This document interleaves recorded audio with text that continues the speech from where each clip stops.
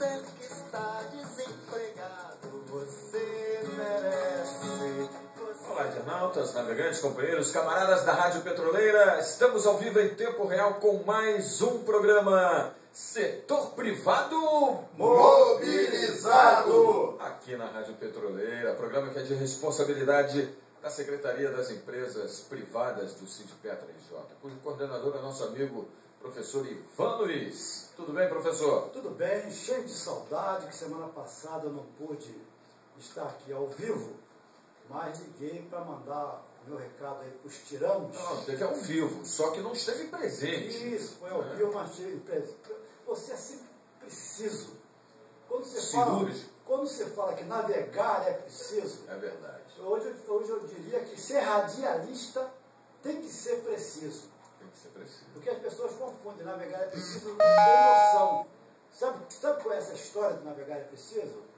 É porque tinha que ter precisão. Precisão. Os navegadores não poderiam errar.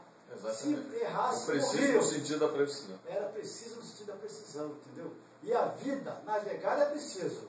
Viver não é preciso. Porque a vida não tem precisão. Previsão e precisão. Não tem. Perfeito. Grande elucidação, Certo. Professor. Me sinto um homem mais culto a partir desse exato momento, com essa elucubração. Nossa Senhora. Isso nos deixa muito né? envaidecido, nos deixa. É Assim. verdade. A Secretaria das Empresas Privadas fica lisonjeada com as suas palavras. Secretaria essa que também conta com a participação do nosso ilustre Furtado. Tudo bem, meu irmão? Saudações rubras, Tricolores. vascaíno. E também do nosso querido Capistrano. Boa noite. E do nosso querido Arlindo. Arlindo. Saudações flamenguistas. Nossa Senhora, olha só, por falar em Flamengo, sou quarta-feira que vem, Flamengo desde criancinha. Agora eu quero ver o R49 jogar o que jogou contra o Fluminense, contra o Flamengo. Contra o Flamengo ele vai lá levar. Aí você me pegou, porque eu Não? sou Você não meio quer? fraco. É Essa mesmo? parte aí eu sou meio Ah, fraco. pô, tu acredita que eu estava aqui fazendo uma... Não, rapaz, eu gostei muito do programa que você faz aí, que, pô, fantástico. Mas olha só, o meu amigo Candal, Nato Candal, Sou eu. foi um queijinho aí. Ih, rapaz, olha só, aconteceu o seguinte, Deixou essa o semana áudio. agora, Deixou o áudio do seu essa computador semana aí. agora, nós vamos, esse programa aqui agora, ele vai ser bem repleto de informações, principalmente também com relação ao ambiente, como foi no programa anterior dos aposentados presentes, né? Aposentados sempre ativos, Sim. aposentados sempre na ativa, né? Que aposentado não é inativo. Então, rapaz, no nosso programa de hoje, eu quero fazer aqui alguns destaques. Vai ser rápido porque tem muita Perfeito. coisa aí. Por Todo exemplo, parabenizar no dia 23/10, o aniversário do nosso rei Pelé, né? Dia 23/10. 71, Não é né? verdade? E também foi comemorado o Dia do Aviador, interessantíssimo.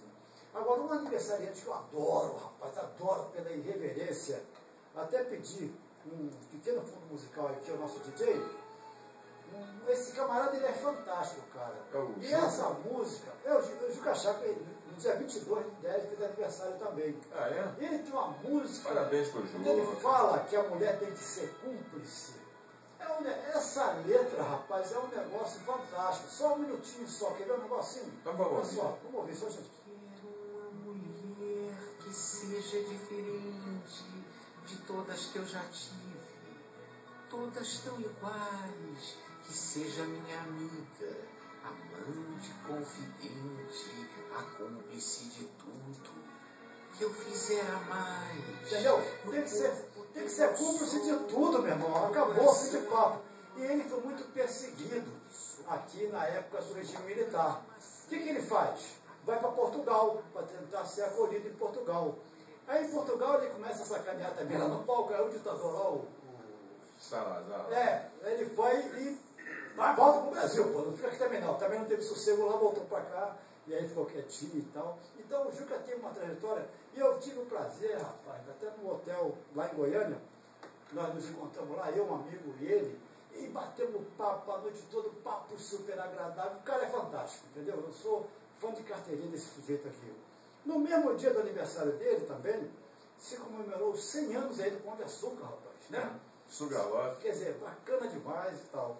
Então, rapaz, e antes de nós entrarmos em Manguinhos, que realmente o tempo hoje não está urge, eu queria falar o seguinte, rapaz. Nós fizemos um levantamento sobre o preço da corrupção no Brasil. E parabenizar também o nosso STF, que de 37 aí que foram julgados, 25 já foram condenados. E a partir de hoje, eles estão avaliando como é que o tempo da pena, entendeu? O tempo que esse pessoal eles serão apenados. E nós esperamos que o ideal para eles realmente é fazer igual os passarinhos que estão aí, né? Muitos deles presos aí. Calabouço para eles todos. Então, rapaz, porque isso nos remete, esse trabalho do STF, a pesquisa sobre a corrupção no Brasil não vai parar nesse programa não, com certeza, porque os números são assustadores, tá certo? Houve um trabalho, um estudo, que foi realizado pelo Departamento de Competitividade e Tecnologia, o DECONTEC, lá da Fiesp, da Federação das Indústrias de São Paulo, que revelou os prejuízos econômicos e sociais que a corrupção vem causando aqui ao nosso país, rapaz. O valor chegou a 69 bilhões de reais por ano. Tá vendo só? Então, e pior do que isso, na última década, porque esses estudos econômicos, eles sempre fazem por uma década, né? Na última década, rapaz, está se falando em algo próximo aí aos 700 bilhões de dólares. Isso é um absurdo. Quem pode negar que isso realmente vem a ser um absurdo? Pode repetir o número, por favor, que é tão grande a quantia que a gente Não, o fica detalhe... atordoado com Está aí beirando aí na última década 700 bilhões de dólares. Tá certo? Gente do céu. Então é algo assim que... 700 milhões por ano, professor. Não, é coisa muito séria. É coisa muito séria. Muito séria, muito séria. Então, rapaz, com isso, o que acontece? O número de matriculados, né? Segundo, quando você vai falar de educação, por exemplo, aí você fica mais assustado ainda, porque o número de matriculados poderia aumentar em torno de 47%. Na saúde, os leitos hoje, rapaz, que são que hoje estão chegando aí a 367 mil, também poderia aumentar 89%, poderia ter mais 327 mil leitos. Né? Na habitação, rapaz, o número de moradias também poderia crescer 74% no número de moradia. O saneamento poderia crescer 103%. A indústria poderia crescer também algo assim em torno de 500 e... olha, rapaz, os números são assustadores. Vou ter que correr. Ou seja, nós vamos ter que fazer a gente ia ter um país bem melhor, né, se não tivesse tanta Em corrupção. última análise, a relação PIB é assustadora. Quando você pega a corrupção e faz a relação com o PIB, é assustador. E você fica triste porque quando se fala da última década, porque normalmente, como eu falei, sempre se analisa de 10 em 10 anos essas coisas, aí que me assusta mais ainda, quando se fala da última década, entendeu? Aí que eu fico mais triste. Sabe como é que é? Porque o Brasil, na última década, também, eles não frisaram aqui, teve um crescimento muito grande na última década. Né? O número de pessoas que saiu da pobreza extrema, da área da miserabilidade, de miserável para pobre, o número foi muito grande. Saindo da linha da miséria. Da linha da miséria. Então também foi um número muito grande, muito expressivo. Mas imagina se não tivesse esse paralelo, essa economia paralela, entendeu? E isso não é só no ramo do governo, não. É no mundo empresarial também, tá certo? Porque você não consegue, ninguém consegue praticar a corrupção. A corrupção, ela tem um tripé que é indiscutível, que é O corruptor. para poder formar o quê? Para poder existir a corrupção. Exato. Então esse tripé aí casa juntinho. Isso aí passa por todas, por mais triste é que passa por todas as instituições. quando se fala hoje de aumentar o recurso para a educação, eu falo o seguinte, não basta aumentar o recurso para a educação. A qualidade do gestor, e quando se fala em gestão, nós temos que olhar lá do senso. É gestão no sindicato, é gestão na educação, é gestão no transporte, gestão na infraestrutura, entendeu? Então, é gestão lá do senso mesmo, gestão aqui na rádio, tudo tem que ter uma boa gestão, tem que ter pessoas comprometidas com o sucesso da empresa, da instituição. Quando se fala em gestão, professor, tem que ser gestão profissional. Profissional, realmente voltado, comprometido. É profissional, mas tem que ter amor no coração, entendeu? Tem Porque que... a gente percebe que essa questão da corrupção, se você me permite aqui fazer essa reflexão, é uma questão de capacidade, porque, veja bem, a corrupção acontece muito quando tem política no meio. Quando você coloca o gestor com a visão técnica, profissional, fica mais difícil. Fica mais difícil, mas normalmente os cargos de decisão não são cargos técnicos. São políticos. São políticos. E aí o técnico faz um trabalho fantástico, né, para apresentar para o chefe, que o chefe é político, e aí o chefe fala assim, ih, rapaz, isso aí, esquece isso aí. Nós temos que atender o Candal. Não interessa se o que o Candal está fazendo é limpo, é sujo, não interessa. O Candal é nosso aliado, o Candal nos apoiou, e ele vai ter que ganhar essa licitação aí. Né? Aí quando você ganha essa licitação, 30% foi para o cara, entendeu? Ou foi para o esquema. Isso é assustador. De 30 Agora, em 30. De 30 em 30, olha aqui, ó. Os números mostram-se estarrecedores quando relacionamos com os dados monetários. Nos últimos 10 anos, foram desviados, está aqui a matéria, dos cofres brasileiros, mais de 720 bilhões de reais. Em média, 82 bilhões por ano. Ou melhor, 2/3 do PIB. No mesmo período, a Controladoria Geral da União encontrou irregularidades em 80% dos 15 mil contratos firmados pela União com estados, municípios e ONGs. Isso é um absurdo. 80% de irregularidades. Quem encontrou? A Controladoria Geral da União. 80%, irmão. Olha que coisa assustadora. Entendeu? É assustador isso. Mas, vamos fazer o seguinte. Só fazer um lembrete aqui. Não se pode esquecer nomes, quando se trata desse assunto, como Jader Barbalho, Nicolau dos Santos. Lembra do Lalau? Nicolau dos Santos. Paulo. Foi obrigado a pagar tudo de volta. Recentemente aqui a União conseguiu recuperar o dinheiro ali desviado pelo Lalau. Né? Paulo Maluf, Celso Pita. Esse. Aí falava aqui, Ninguém no consegue documento pegar. falando, A Interpol está atrás dele até hoje. Garotinho, Demóstenes, dentre outros, está aqui na matéria. Opa! Tira a mão do meu bolo. Está aqui a matéria. Todos fazem parte da história do Brasil como políticos corruptos que desviaram milhões e milhões dos cofres públicos. E por falar em desvio de milhões e milhões, nós vamos entrar aqui agora na nossa pauta, que é exatamente, que são, na realidade, exatamente os problemas que estão tirando o sono dos trabalhadores da refinaria de Manguinhos. Não é verdade?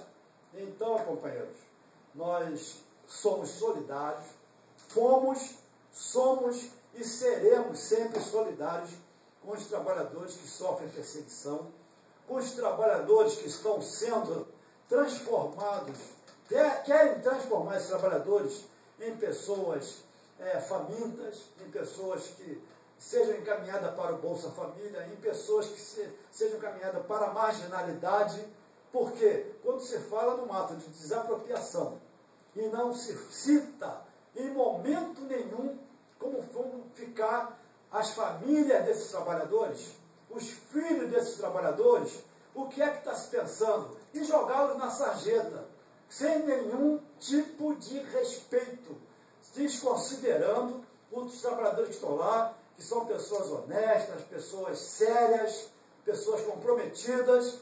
E aqui no nosso sindicato nós temos a honra de ter 3 funcionário da refinaria de Manguinhos, um aposentado, que é o Antônio de Reis Furtado, e 2 na ativa, como Arlindo Pereira Anastácio e como o nosso José Capistrano, também que está presente aqui. E eu passo a palavra agora para o nosso companheiro Antônio dos Reis Furtado. Boa noite, Furtado. Boa noite, companheiro. É importante a sua explanação com referência à corrupção, mas nesse momento a gente tem uma coisa mais profunda na discussão, que é o desemprego em massa que poderá acontecer na refinaria de petróleo de Manguinhos. E como no programa passado, e até foi bastante elucidativo, né, o programa anterior, quando o companheiro Roberto falou, e o próprio companheiro Paulo Moreira, falaram com referência à situação extremamente delicada que passa a refinaria de petróleo de Manguinhos. E tem uma coisa hoje que nós tivemos na Procint, GBC Química, né? E lá tem também um problema que pode se originar, pode ter de origem desse problema que está acontecendo na refinaria de petróleo de Manguinhos, né? Que está fazendo uma discussão em função disso aí. E dizer que a nossa postura neste momento, como no programa passado, da semana passada, nós já falávamos, nós centralizamos a defesa dos postos de trabalho. Como muito bem falou o companheiro Ivan, em acabando a refinaria, você vai desempregar no mundo, né, de mais ou menos 1.000 pessoas, emprego direto. Porque na refinaria de Manguinhos, ela funciona da seguinte maneira: existe os empregos diretos da própria refinaria, mas existe os empregos do próprio grupo, que são várias empresas que ali funcionam. E aí há um mundo de mais ou menos 1.000 pessoas. Isso é o total do emprego ali. Não quer dizer que seja da refinaria, mas sim do grupo que ali atua, né? E entre diretos e indiretos. E os empregos indiretos, que aí provavelmente daria um somatório de 4.000 pessoas, pelo menos é essa informação que é nos passada, né?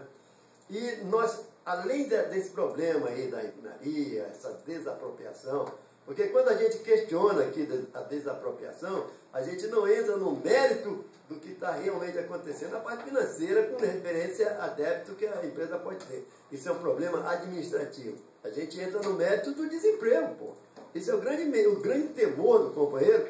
E quando houve, agora, né, companheiro Capistrano, essa avenida chamada Sensibilidade, onde a empresa percebeu que o sindicato é o meio, sim, né, de que esteja presente ali, que faça as reuniões com a empresa, e agora nós estamos tendo essas reuniões, que já no passado sempre pedíamos, né, Capistrano, né, companheiro Arlindo e Ivan, nós sempre pedíamos isso aí, para que acontecesse essas reuniões com a direção, mas infelizmente por motivos outros, isso não aconteceu. E hoje tem esse canal aberto e nós sempre levamos essa postura, né, nosso sindicato, de defender o trabalhador, porque nós tivemos a garantia, né, até o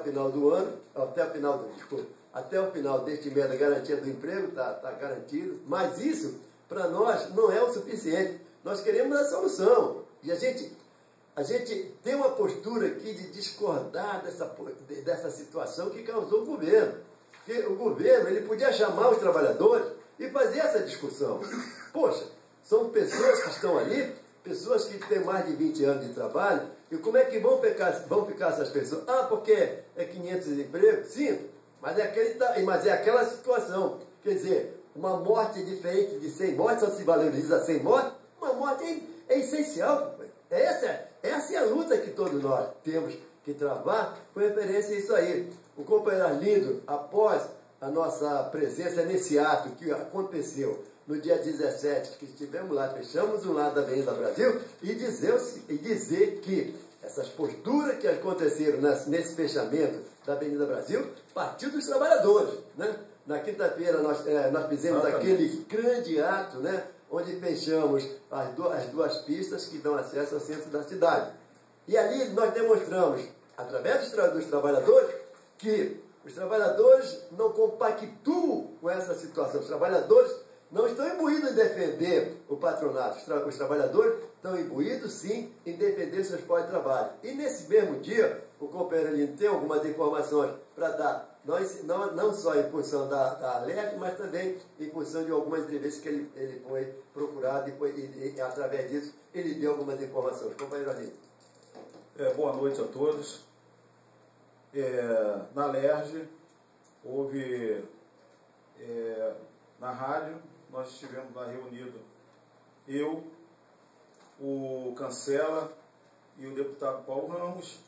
Tá? O Paulo Ramos está solidário aos trabalhadores de Manguinhos, também tem a sua preocupação, porque até agora o governo do Estado não apresenta e não aponta uma solução para o caso dos trabalhadores.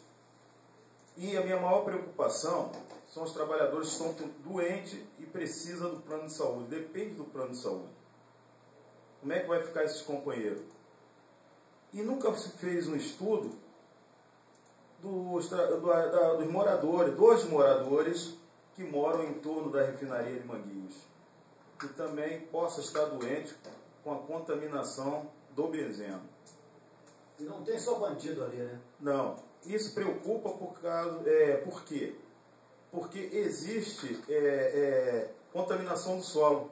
E você colocando mais pessoas para morar ali, que possa vir com saúde para morar naquele local, ele também adquirir essa doença ocupacional, dependendo de como vai ser feito esse manuseio desse resíduo aí para descartar em outro lugar. Então é muito preocupante.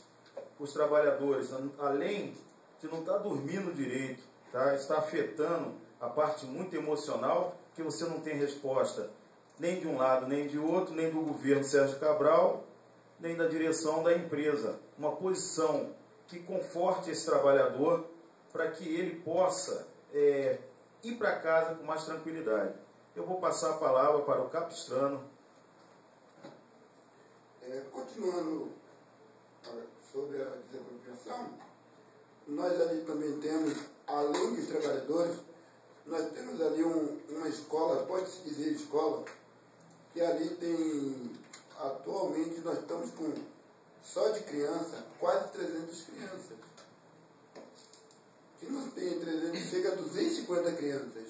Já formaram mais de 9 mil lá. Já formaram mais de 9 mil. Pode estar chegando a 10. Isso também, eu não sei aonde o Cabral está, que ele não vê isso. Que ele também não vê isso. Eu acho que ele não vê trabalhador, ele não vê criança estudando, ele não vê o pessoal que moram ali também, e botar aquele pessoal que mora do lado de fora. Já está perigoso. Ele quer botar o pessoal para dentro. Ali também ele quer trazer mais licença para o pessoal, mais doenças para as pessoas. Que ao passar do tempo, aquele gás vai o quê? Vai evaporando, vai aparecer pessoas sentindo problema de respiração, problema de estômago, e daí por diante. Eu acho que ele não está olhando para isso. Ele está olhando para o lado dele. Agora para o lado do pessoal ali não está olhando. E quero te dizer também que a usina de cidadania está de braços abertos para o que a gente desejar fazer. Bom, apoiando a refinaria de Petróleo de Manguinhos. Nossa linha de conduta é apoiar os trabalhadores, apoiar o emprego dessa galera, que não tem que necessariamente ser ali. De repente o governo pode oferecer em outras instituições. Nós não estamos aqui escolhendo instituições nenhuma, nem indicando para lugar nenhum. Nós estamos querendo o seguinte: os trabalhadores não podem ficar à mercê do azar. Isso não é a mercê da sorte, é a mercê do azar. Quer dizer, jogar esses trabalhadores aí como se fossem descartáveis. Porque quando na época que aquele miserável que passou pelo Brasil como presidente fez aquele confisco das contas das pessoas, né, da poupança, aquele confisco bandido. Fernando Collor de Mello. Quando ele fez aquele confisco, a ministra dele foi dar uma entrevista e perguntaram para ela como é que ficaria o povo com aquele confisco que eles estavam fazendo. A resposta que ela deu, desumana, foi o seguinte: o povo é só um detalhe. Entendeu? Então, provavelmente agora, com esse decreto aí que está sendo assinado aí pela autoridade máxima do Estado, provavelmente os trabalhadores de Manguinhos, os seus familiares, as suas esposas, os seus filhos, né? Provavelmente, eu estou aqui sendo até leviano, eu acho que provavelmente os trabalhadores de Manguinhos também são apenas um detalhe, não passam de um mero detalhe, não é, companheira Rita? É isso aí. Se pensar bem, se a ministra de Minas e Energia, né, foi ela que falou também que o Rio de Janeiro não precisa de outra refinaria? Não, não é isso. Ela falou que o Rio de Janeiro não depende de Manguinho. Então, mas ela também, será que ela também não está olhando do lado dos trabalhadores? Essa é a grande questão, né? Essa é a grande questão. E até nisso aí, companheiros, a gente está tendo sérios problemas que, infelizmente, o governo, por não ter essa sensibilidade, de dizer que é o governo que fala no social, né? Nós temos aposentados que levaram o plano de saúde e hoje desesperadamente nos ligam perguntando o que demanda disso aí.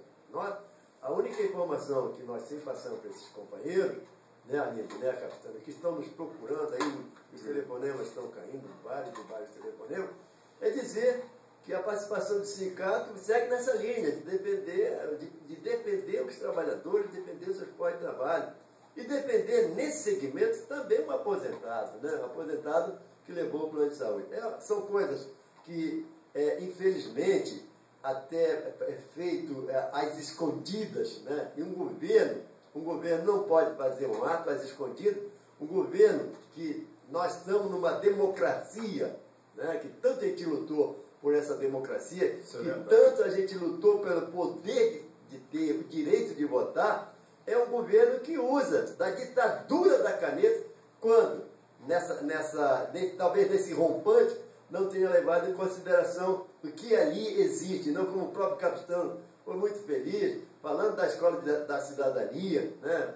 Falando do próprio companheiro Alindo, quando diz que a doença, né? Aí a doença, ela está ali naquele meio, a gente tem prova. O próprio companheiro Alindo é um companheiro doente. Companheiro ali é um companheiro doente, não contaminado. A gente não precisa ir muito longe, aqui onde nós estamos, tem um companheiro doente, o próprio companheiro capitão pode também, eu também, que trabalhei muitos anos lá, posso estar doente também. Então essa é uma realidade. E essa é uma realidade que não foi vista pelo governo, né? Não foi vista pelo governo quando vai se fazer, quando se tem um plano, né? E a gente, em momento algum, é contra planos que venham a beneficiar o povo, mas plano de qualidade, não um plano em cima de uma possibilidade que vai trazer doença para os companheiros. Porque a refinaria, ela funciona há mais de 50 anos, e nós trabalhamos lá, né, companheiro capitão? Sabemos aqui qual é a situação dali. E não se descontamina o solo como da refinaria nesse pouco tempo. E avisar que na próxima quinta-feira, às 14 horas, né, na Avenida Paz 34, estaremos fazendo uma assembleia com os trabalhadores da refinaria com referência à URB. A gente pede que haja participação de todos os trabalhadores, até porque vamos discutir essa situação nova que passa a refinaria, que vem, de repente, causar um mal-estar até nesses próprios companheiros. A maior parte são companheiros que já saíram da refinaria e uma boa parte são companheiros aposentados que estavam naquele período de julho de 94, com referência ao URB. Então, a gente vai marcar, estamos marcando essa assembleia, estamos entrando em contato com os companheiros, e a gente pede, se algum companheiro que esteja escutando, que tenha outro companheiro que está na URB, né, no plano da URB, que ele também faça essa comunicação para que haja uma participação maciça dos trabalhadores na próxima quinta-feira, às 12 horas, às 14 horas. Companheiro Furtado, passando a bola para o professor, temos 30 segundos para o encerramento do programa. Se lembrar que vai acontecer uma CPI, está sendo instalada uma CPI de Manguinhos, está certo? Deputado Paulo Ramos, nós conversamos por telefone, inclusive, né? Primeiro com o assessor, depois conversamos, eu e ele conversamos bastante, e a CPI está saindo. E a gente espera que seja extremamente esclarecedora, tá certo? Então, mais uma vez aí minhas despedidas e que todos possam ter muita saúde, paz e felicidade. Companheiros? Sim. O Sindipetro também ele mandou uma carta, tá, para o Sérgio Cabral, para a presidenta Dilma Rousseff e para Graça Forte.